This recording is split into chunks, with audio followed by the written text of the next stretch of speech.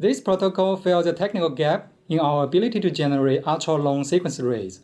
It enables us to examine genome complexity that is limited by current short-read approaches in genomics.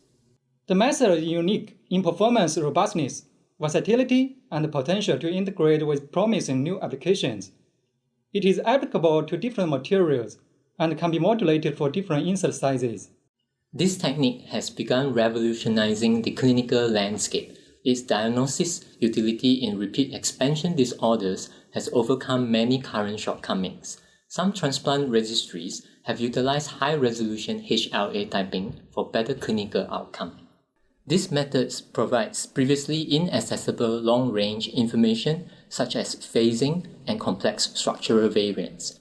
Coupled with epigenetic readout in a single test, it will enable precision medicine.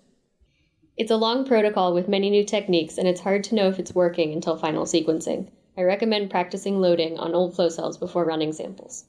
Collaborators have said some techniques are confusing compared with short-read approaches. Specifically, the extraction is gentler due to the high-quality, high molecular weight DNA.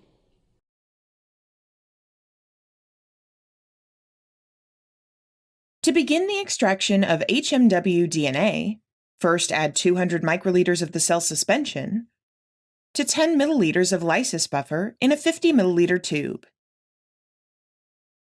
Then, vortex at the highest speed for 3 seconds and incubate the solution at 37 degrees Celsius for 1 hour. At the end of the incubation, add 2 microliters of RNase A to the lysate.